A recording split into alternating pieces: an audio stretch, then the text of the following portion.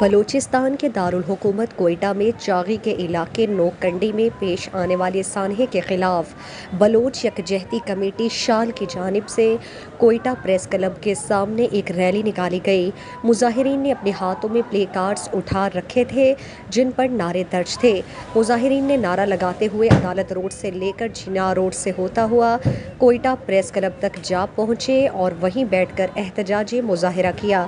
اس احتجاجی مظاہرے میں نامور سیاسی کارکن doctor Marang Baloch, voice for Baloch missing persons کے چیئرمین ماما قدیر بلوچ اور بلوچ یکجہتی کمیٹی شال کے ممبران سمیت طلباء و طالبات نے بھی بھرپور شرکت کی۔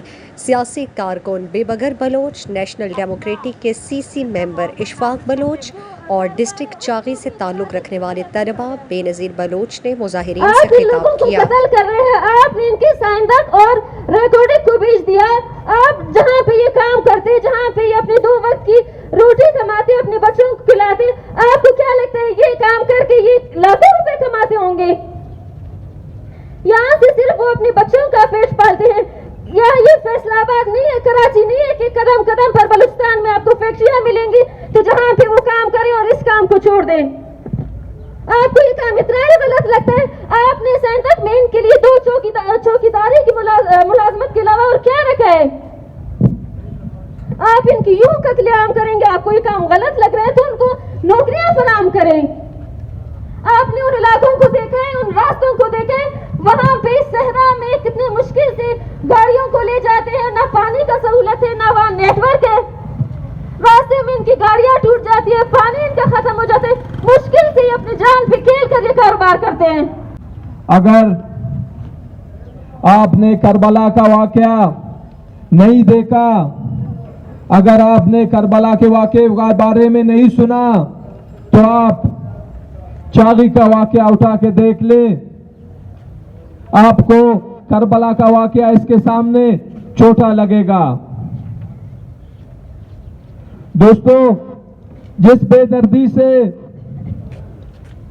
بلوچوں کی نسل کشی کی جا رہی ہے، اس سے صرف اور صرف یہ ایک پیغام دیا جا رہا ہے کہ آپ ہمارے غلام ہو، ہم آپ کے حاکم ہیں۔ جس طرح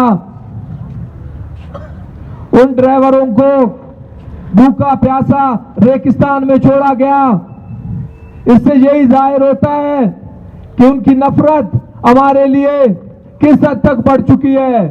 سرزمین اپنا ہی ہے، لیکن وہاں پر ایک نام نہاد بارڈر، ایک نام نہاد لکیر کھینچی گئی ہے، جس کو بلوچ قوم نے صدیوں سے رد کیا ہے اور وہ رد کرتا چلا آ رہا ہے، کیونکہ یہ سامراجی جو پالیسی ہے، یہ انہی پالیسی، یہ جو آپ کا جو سنڈیمن پالیسی کے ذریعے ہی آپ جو ہے یہ اپنی چیزیں آگے لے جا رہے ہو۔ تو یہ چیزیں ہمیں سمجھنے کی ضرورت ہے۔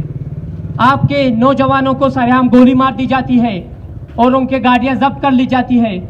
آپ کے جو ہے 3 سے 4 نوجوان جو ریگستان میں تڑپ کر مر جاتے ہیں، کس وجہ سے؟ پیاس کی وجہ سے، اور اسی علاقے سے ہی آپ کے جو ہے وہ اربوں اور کربوں کی مالیات اٹھا کر لے جایا جاتا ہے۔ ان کو فوراً جو ہے جو باہر کے کمپنیز ہیں ان کے ہاتھ میں دے دیا جاتا ہے، جس کا واضح مثال ہمارے پاس سینڈک ریکارڈک ہے، جہاں سے بلوچ معدنیات، جہاں سے بلوچ وسائل نکلتے تو ہیں لیکن ان کے اثرات وہاں پر دکھائی نہیں دیتے۔ مقررین نے خطاب کرتے ہوئے کہا کہ گزشتہ دنوں میں سرحدی علاقے میں سیکیورٹی فورسز نے محنت مزدوری کرنے والے تقریباً 200 بلوچ ڈرائیورز کی گاڑیوں کو پکڑ کر ناکارہ کر دیا اور ڈرائیورز کو شدید پیاس اور بھوک کی حالت میں چھوڑ دیا، جو تڑپ کر آخر کار بے بسی کی حالت میں شہید ہو گئے۔ مصدقہ ذرائع کے مطابق ابھی تک 3 مزدور بھوک اور پیاس کے باعث اپنی جان کھو بیٹھے ہیں اور دیگر سینکڑوں مزدوروں کی زندگیوں کو شدید خطرات لاحق ہیں۔